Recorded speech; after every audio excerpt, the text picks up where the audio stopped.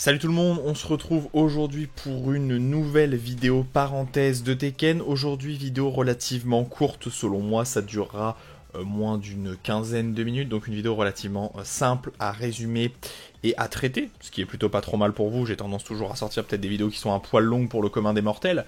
Mais ceux qui adorent ma voix et qui adorent Tekken, évidemment, restent entièrement sur toutes les vidéos. J'en suis absolument persuadé.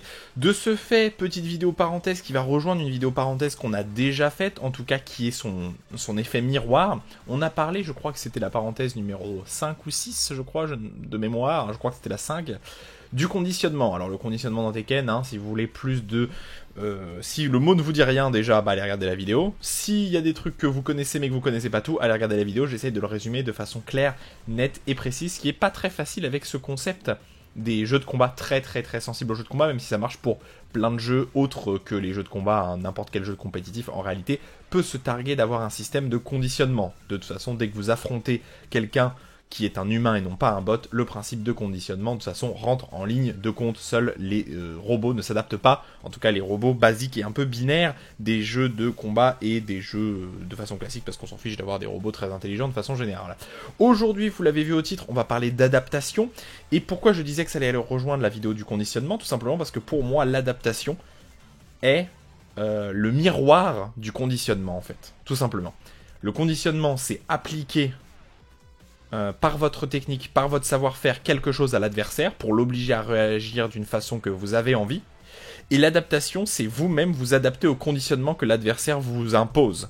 Et c'est pour ça que je dis bien que conditionnement et adaptation, c'est un miroir l'un de l'autre, parce qu'en fait, le conditionnement que vous imposez à votre adversaire va l'obliger à s'adapter, et le conditionnement que lui-même va vous imposer va vous obliger à vous adapter. Voilà, tout simplement. Donc de façon claire, vous conditionnez votre adversaire, mais vous adaptez au conditionnement qu'il va vous imposer. Et d'ailleurs, même quand un joueur ne sait pas ce qu'est le conditionnement, même quand un joueur n'est pas très bon, même voire est mauvais, en réalité, il va quand même vous conditionner.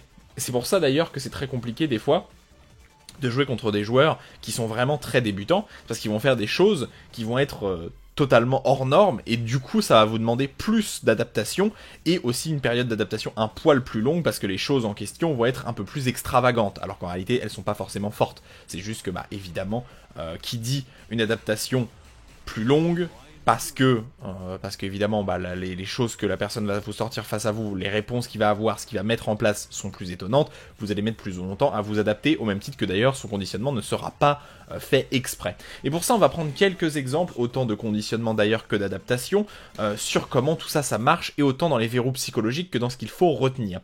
Ce qu'il faut bien retenir, c'est que le conditionnement, comme je l'ai déjà stipulé, en fait, vous le faites même si vous n'avez pas conscience que vous conditionnez votre adversaire, en fait, vous le conditionnez. Le fait d'utiliser certains coups plutôt que d'autres, d'utiliser plus de low que d'autres, d'utiliser plus de backswing blow que d'autres, ça va conditionner votre adversaire à certaines réponses. Et l'adaptation, donc ce principe d'adaptation, c'est le conditionnement que vous allez... c'est la réponse, pardon, pas le conditionnement, c'est la réponse que vous allez apporter au conditionnement de votre adversaire. Quelques petits exemples sur cette adaptation. Alors évidemment, on a pris deux personnages relativement classiques de Tekken, évidemment, Bryan d'un côté et Heihachi de l'autre, qui seront très pratiques. Je vais prendre un exemple relativement simple, dont je n'aurai même pas besoin. Tout simplement, sur le personnage de Bryan, vous avez cette one-to-one, voilà, qui est une string high-high, qui jail, suivi d'un mid, qui launch en counter hit, ce qui est relativement important malgré tout. Alors c'est une string qui n'a pas énormément d'importance, elle est correcte sans plus, c'est une string que vous pouvez utiliser, parce qu'elle peut très légèrement se faire delay, Vous voyez, entre la première fois et la deuxième fois, un petit peu plus lent, un petit peu plus de temps.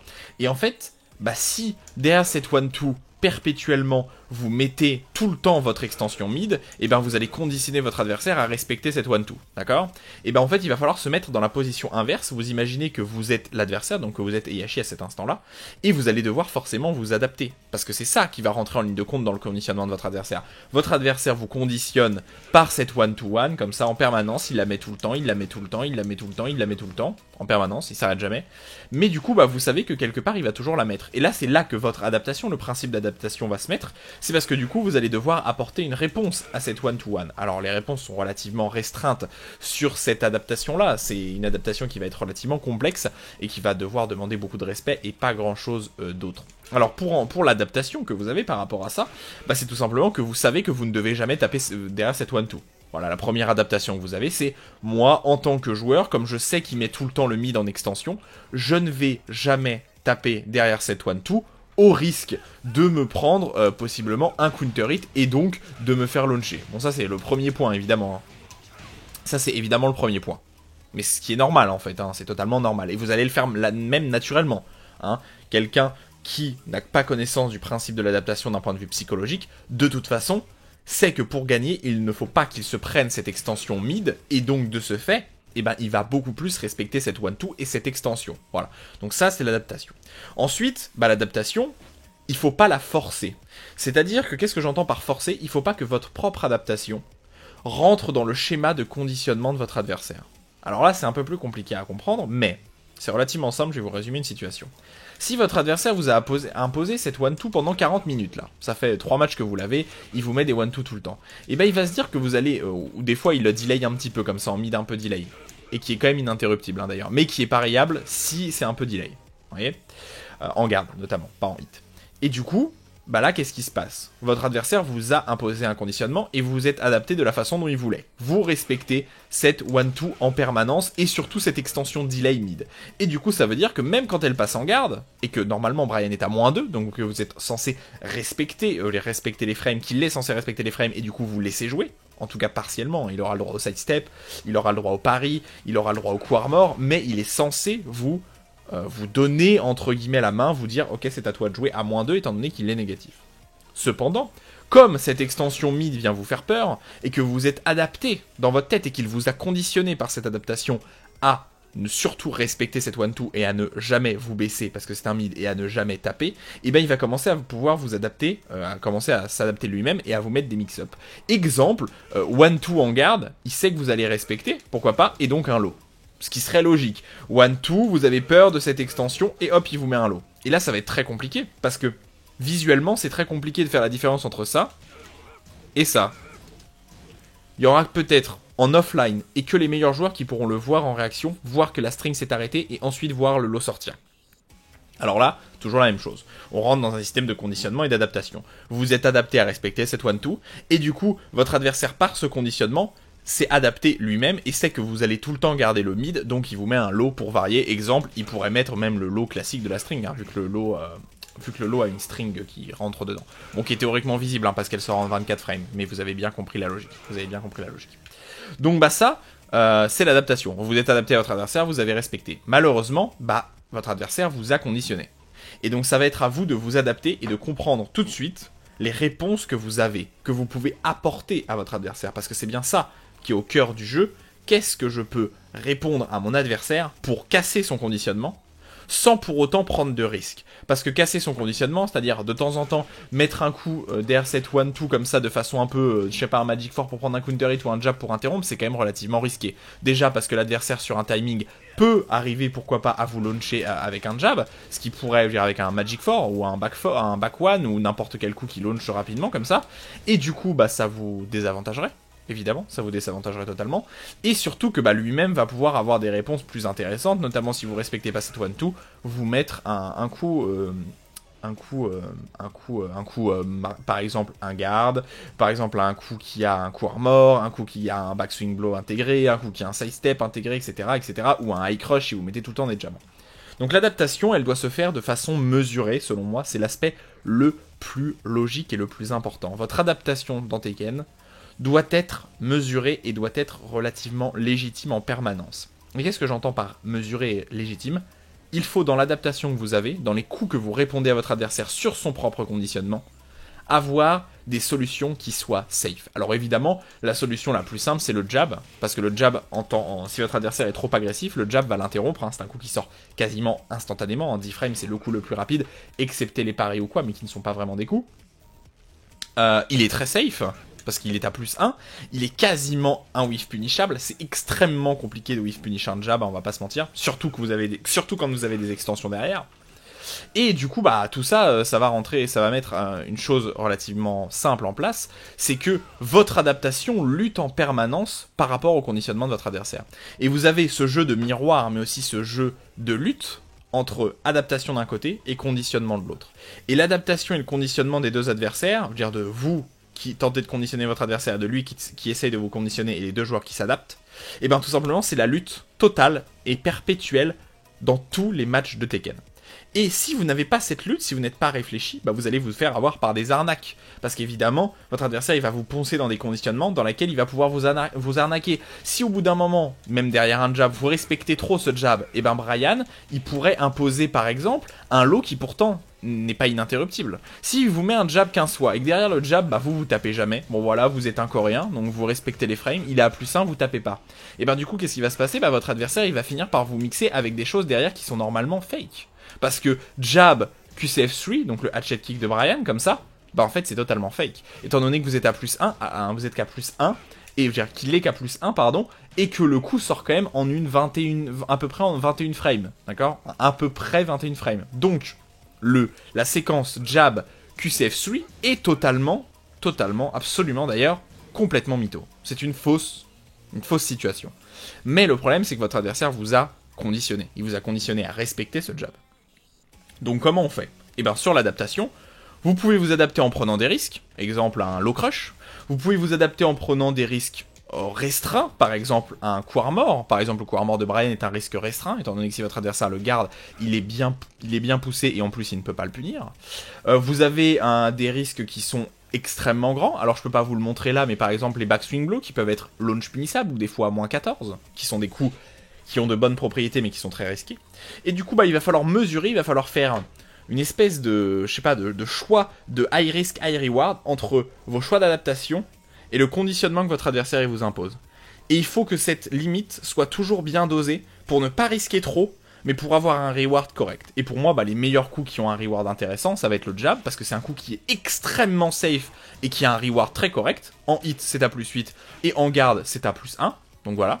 Reward correct pour un risque minime, et ensuite vous allez avoir plein de coups qui ont des high risk et des high reward relativement variants en fonction du coup évidemment. Il y en a qui vont même launcher par exemple, l'orbital étant un coup relativement peu risqué, vous pouvez vous faire refloat, par un jab tout simplement. Mais en termes de pur risque, c'est pas énorme, étant donné que en garde le coup est totalement safe et qu'il est instantanément low crush, donc que vous allez battre tous les lots de votre adversaire. Bon bref, ça en tête, sur ce système d'adaptation, eh ben, c'est à vous de voir en fait. C'est à vous de voir les réponses que vous avez. C'est pour ça que le principe de l'entraînement et tout simplement le principe d'aller voir les coups de votre adversaire, de connaître les coups et les possibilités que votre adversaire a pour vous répondre, sont extrêmement importantes dans Tekken. C'est pour ça que il y a plein de joueurs qui passent presque plus de temps en entraînement, des joueurs extrêmement au caractère spécialiste, comme Lil Majin par exemple, qui passe sans doute plus de temps à étudier les possibilités de son adversaire et ses propres possibilités, qu'en réalité à jouer contre des gens. Parce que vous apprenez plus d'un point de vue théorique en allant vous poser dans le mode entraînement et à voir toutes les possibilités de votre adversaire, et en même temps il faut combler ça par un aspect pratique, c'est-à-dire qu'il faut affronter les personnages auxquels vous avez envie de vous adapter. Vous n'avez pas le choix, de toute façon vous ne pouvez pas faire autrement. Donc les deux doivent être bien organisés de cette façon-là. Capable de poser cette adaptation théorique et capable de l'appliquer en match par une pratique. Voilà, tout simplement. Donc, on a fait globalement le tour. On pourrait conclure quand même que cette adaptation doit, au-delà d'être mesurée, doit être intéressante, doit être riche. Il y a une adaptation qui, pour moi, est relativement claire, c'est l'adaptation des déplacements. On s'en doute pas, notamment quand on est joueur un peu débutant sur le jeu. Alors, mon Korean Backdash actuellement est dégueulasse, et en plus, avec Bryan, c'est bien chiant parce que le Sway casse le Korean Backdash, mais bref. Le déplacement est une solution qui est extrêmement safe. Pourquoi le déplacement est une des adaptations les plus fortes de Tekken? C'est parce que c'est un reward très grand pour un risque relativement peu élevé. Pourquoi? Le déplacement dans Tekken, comme on l'a déjà rappelé, je vais le rappeler rapidement, peut être cancellé, c'est-à-dire que tous les mouvements, sidestep right, sidestep left, sidewalk, le jump ça marche pas même si c'est un déplacement, le backdash, le cancel backdash, bon là ça marche pas, mais ça marche pas avec le sway de Bryan. Le Korean backdash aussi, compris, le Korean backdash, et toutes ces solutions sont cancellables les unes envers les autres, et surtout sont cancellables en garde. Garde qui étant le plus faible de tous les risques, étant donné que vous gardez votre adversaire, tout simplement. Le seul risque que vous avez, c'est si votre adversaire vous met un lot. Mais bon, vous avez aussi la garde lot, évidemment. Les deux sont valables. Et donc, le reward, c'est évidemment de garder le coup de votre adversaire et du coup de possiblement récupérer votre tour. Notamment s'il vous met un coup qui est négatif ou un coup qui est carrément punissable. Pourquoi pas? Un coup qui est punissable, c'est une bonne initiative de garde. Donc, globalement... c'est vrai que c'est compliqué au début, en tout cas à moyen level, de se baser sur les déplacements pour gagner vos matchs. C'est dur parce que c'est compliqué de comprendre comment marchent les déplacements, sauf qu'en termes d'adaptation, les déplacements sont peut-être la meilleure solution en termes de risque high reward parce que ça ne vous coûte rien. Ça ne vous coûte pas de barre, ça ne vous coûte quasiment pas de risque. Et pourtant, ça vous offre un reward correct, parce que si vous sidesteppez bien votre adversaire, vous allez pouvoir le punir. Si vous arrivez à invade avec, par exemple, j'en sais rien, un Koran backdash ou un backdash, vous allez pouvoir le punir aussi en retour, etc., etc., etc. Et donc ce système d'adaptation va s'articuler entre vos déplacements, entre vos coups, et entre vos effets spéciaux sur vos coups, évidemment, hein. Étant donné que certains coups vont avoir absolument rien d'effets spéciaux, alors que d'autres coups comme le down jab, comme le orbital kick ou comme le hop kick pour les personnages qui ont un hop kick, vont tout simplement avoir des effets spéciaux. Bon voilà, je crois qu'on a fait à peu près le tour sur cette adaptation, hein. Donc une vidéo qui est vraiment très intéressante à regarder en parallèle du conditionnement. Je pense que c'est deux vidéos qu'on peut mixer l'une avec l'autre, étant donné qu'elles rejoignent des points qui sont très très proches selon moi, hein, cet effet miroir comme je le rappelle. Et du coup, je pense qu'on est passé à peu près sur tout. S'adapter, il faut être clair, il faut que ça soit clair dans vos têtes. Il faut évidemment que l'adaptation vienne en amont d'une préparation, si vous voulez vraiment avoir une bonne adaptation, en amont d'une préparation théorique, notamment en entraînement. Voilà, je pense que c'est clair. Et je crois qu'on a fait le tour. Voilà, je crois qu'on a fait le tour.